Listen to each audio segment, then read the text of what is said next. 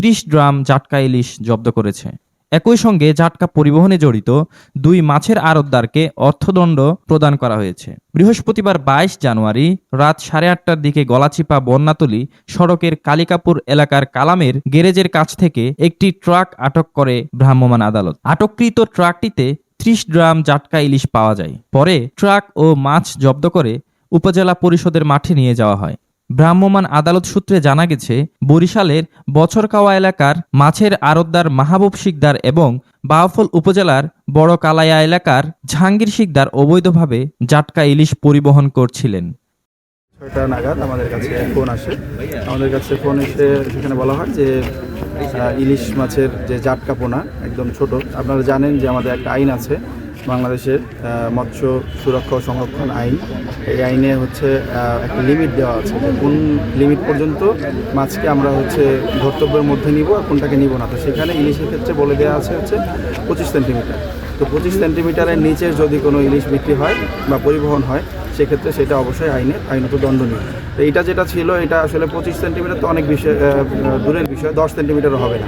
আপনারাও দেখেছেন যে এটা একদম গুড়া মাছ বলতে যা বোঝায় সেটা, এবং এটা মিক্সড ছিল। এখানে আপনার অনেক ধরনের মাছের সাথে ইলিশের পোনা ছিল, এবং কোনো ব্যারেলে আমরা দেখতে পেয়েছি যে ইলিশের পোনাটাই আধিক্য সবচেয়ে বেশি। তো আমরা তাদের ইনফরমেশন পাই যে তারা এই বদনাতলী যে ঘাট আছে ওখানে এই ট্রাক লোড হচ্ছে এই মাছের পোনা সহকারে। তো তখন তাদের এই ইনফরমেশনের ভিত্তিতে আমি মৎস্য অফিসার মহোদয়কে জানাই, এবং উনি তৎক্ষণাৎ উনি সহ আমরা বের হয়ে ওনাদেরকে আমরা আটক করি হচ্ছে হরিদেবপুর যে ফেরিঘাটটা আছে, ফেরিঘাটের ওইখানেই ট্রাকটা আমরা আটক করি। আটক করার পরে প্রথমে আমরা ওনাদেরকে জিজ্ঞাসাবাদ করি। তো জিজ্ঞাসাবাদের প্রেক্ষিতে ওনারা যেটা বলছিলেন যে একজন বলছিলেন যে আমাদের এখানে 2 জন, আমরা একজন হচ্ছে যেটা আছে, আমি যে আছি আমার এখানে কোনো সমস্যা নাই, আমি সঠিক মাছই বিক্রি করছি, আমার এখানে কোনো ইলিশের পোনা নাই, আর অন্য আরেকজনকে দেখা দিচ্ছে। তখন আমরা ওদেরকে সময় দিই যে বলে ঠিক আছে তাহলে অন্য একজনকে আসতে বলবো। তো ওনারা আসার পরে আমরা চেক করি, এবং চেক করে যিনি দাবি করছিলেন যে তার মাছ ঠিক আছে, তার মাছও আসলে কোনো ঠিক পাওয়া যায়নি, এবং 2টা মাছেই আমরা পর্যাপ্ত পরিমাণ ইলিশ মাছের পোনা পাই, যেটা সম্পূর্ণ আইনত দণ্ডনীয়, এবং এই কারণে তাদেরকে আইনের আওতায় নেওয়া হয়।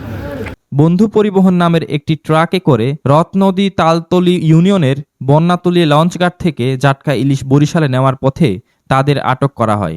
অবৈধ জাটকা পরিবহনের অপরাধে ভ্রাম্যমাণ আদালত অভিযুক্ত মাহবুব শিকদার ও জাহাঙ্গীর শিকদারকে 10,000 টাকা করে মোট 20,000 টাকা অর্থদণ্ড প্রদান করেন। অভিযান শেষে গলাচিপা উপজেলা সহকারী কমিশনার ও নির্বাহী ম্যাজিস্ট্রেট মোহাম্মদ সাইফুল ইসলাম সাইফ জব্দকৃত জাটকা ইলিশ এতিমখানা, লিল্লা বোর্ডিং এবং উপস্থিত দরিদ্র মানুষের মাঝে বিতরণ করে দেন। এই সময় অভিযানে গলাচিপা উপজেলা সিনিয়র মৎস্য কর্মকর্তা মোহাম্মদ জহিরুন্নবী সহ সংশ্লিষ্ট কর্মকর্তারা উপস্থিত ছিলেন।